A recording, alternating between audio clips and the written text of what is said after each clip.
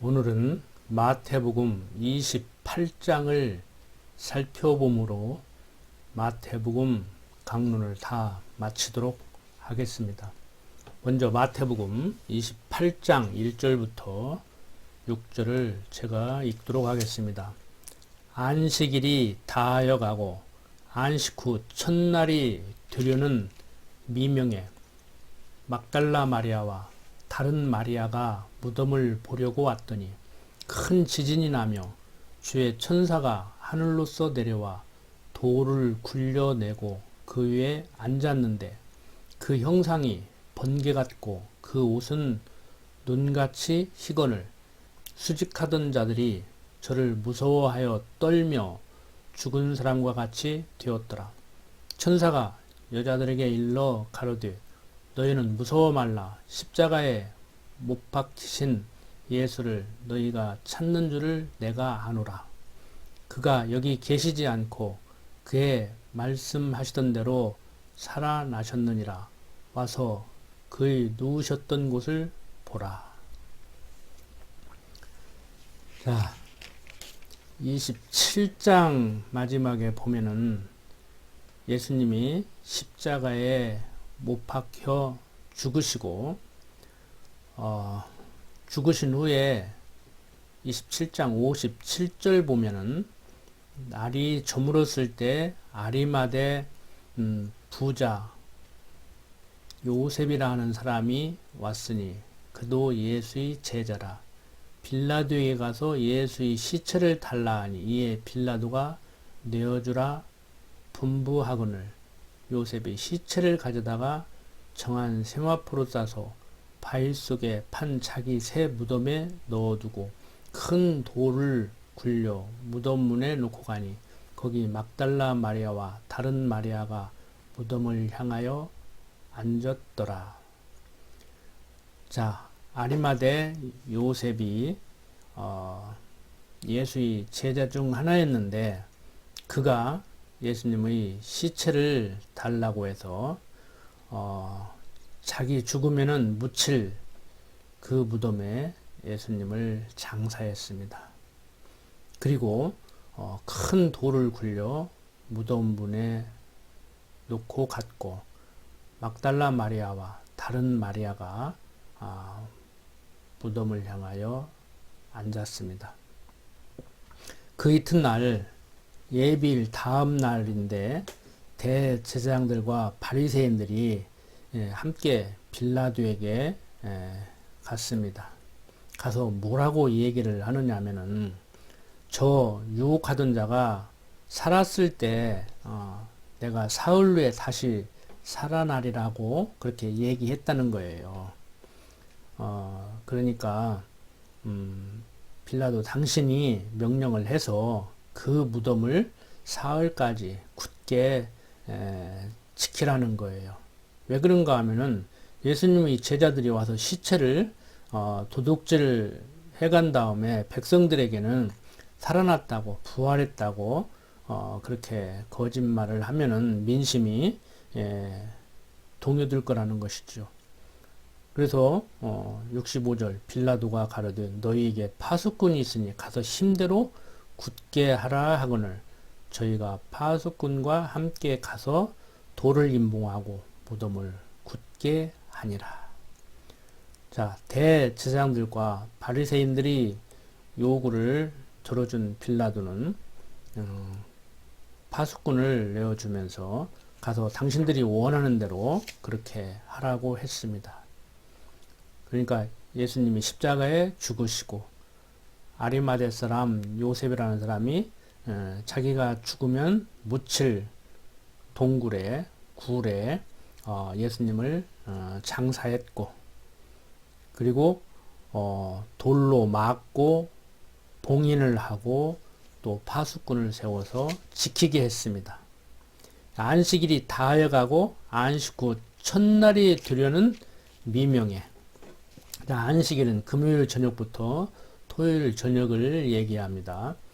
막달라 마리아와 다른 마리아가 무덤을 보려고 왔습니다. 그런데 큰 지진이 나며 주의 천사가 하늘로서 내려와 돌을 굴려내고 그 위에 앉았습니다.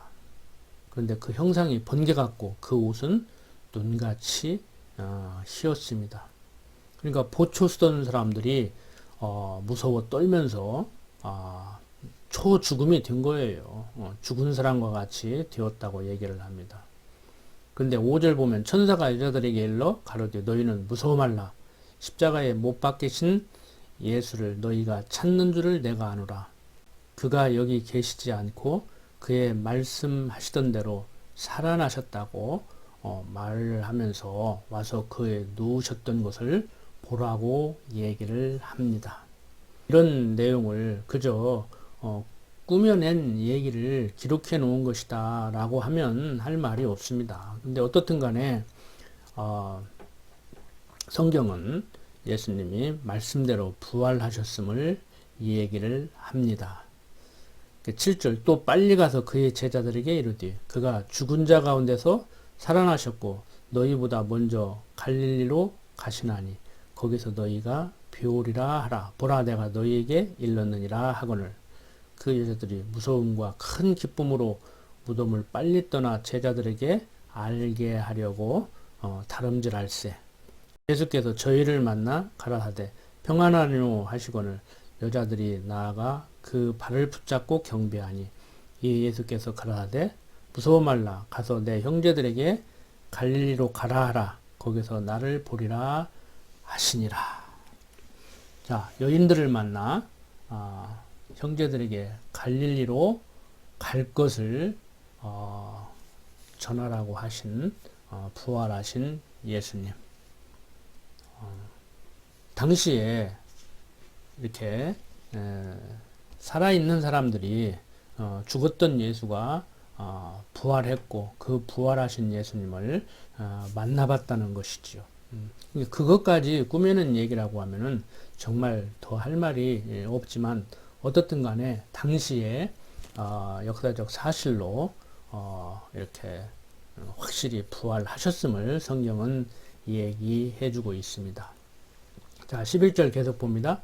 여자들이 갈제 파수꾼 중 몇이 성에 들어가 모든 된 일을 대제사장들에게 고하니 그들이 장로들과 함께 모여 의논하고 군병들에게 돈을 많이 주며 가르되 너희는 말하기를 그의 제자들이 밤에 와서 우리가 잘 때 그를 도적질하여 갔다 하라. 만일 이 말이 총독에게 들리면 우리가 권하여 너희로 근심되지 않게 하리라 하니 군병들이 돈을 받고 가르친 대로 하였으니 이 말이 오늘날까지 유대인 가운데 두루 퍼지니라.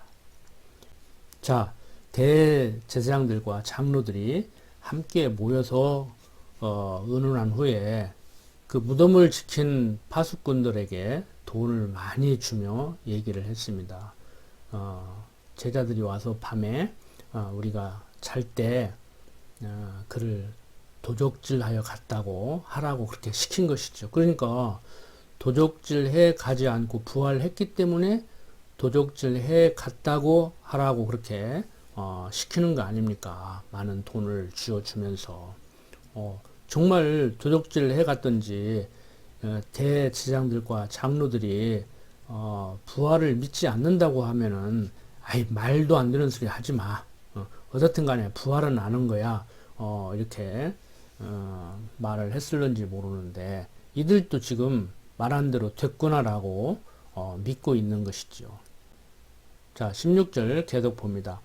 자, 11 제자가 갈릴리에 가서 예수의 명하시던 산에 이르러 예수를 배웠고 경배하나 오히려 의심하는 자도 있더라. 예수께서 나와 일러 가라사대 하늘과 땅의 모든 권세를 내게 주셨으니 그러므로 너희는 가서 모든 족속으로 제자를 삼아 아버지와 아들과 성령의 이름으로 세례를 주고 내가 너희에게 분부한 모든 것을 가르쳐 지키게 하라. 볼지어다 내가 세상 끝날까지 너희와 항상 함께 있으리라 하시니라. 항상 예수님께서 말씀하신 내용이지만 제자들까지라도 믿지 못할 정도로 반신반의할 정도로 이렇게 놀라운 일이 생겼습니다.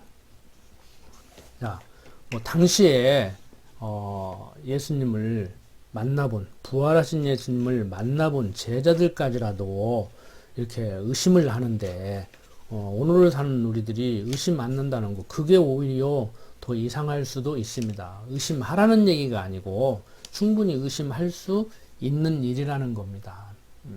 그런데 누구는 믿고 누구는 믿지 못하죠. 누구는 받아들이고 누구는 받아들이지 않고, 뭐 똑똑해서 받아들이고 미련해서 받아들이고 하는 것이 아니고 성령 하나님께서 우리들로 하여금 믿게 하는 것이죠. 요즘 보십시오. 실제 우리 눈앞에서 일어나는 사건도 뭐 이러느니 저러느니 분분하지 않습니까? 내 목전에서 어떤 두 사람이 싸운다고 해도 그것을 목격하고 있는 사람들이 다 보는 시각이 다릅니다. 거기서 잘잘못을 따진다는 것은 더군다나 어렵죠.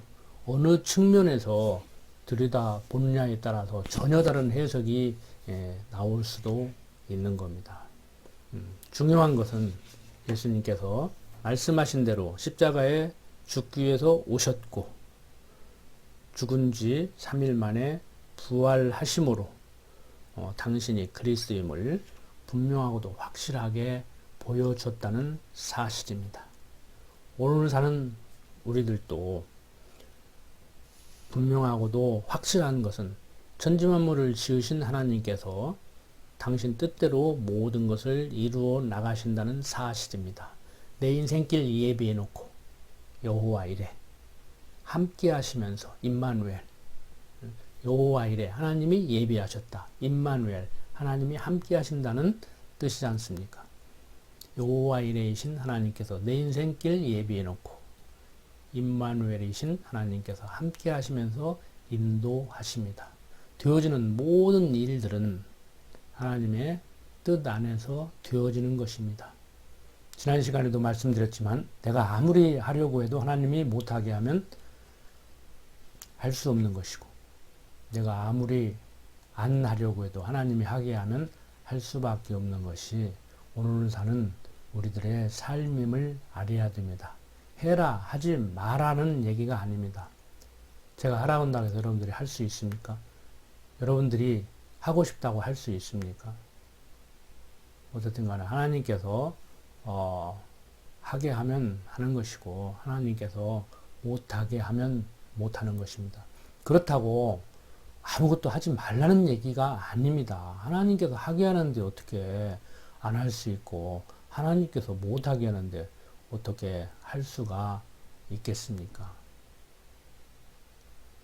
인간들이 자기 능력과 노력으로 역사를 만들어야 된다고 생각하는 사람들은 이 말이 무슨 말인지 공감하기가 힘들 수도 있습니다.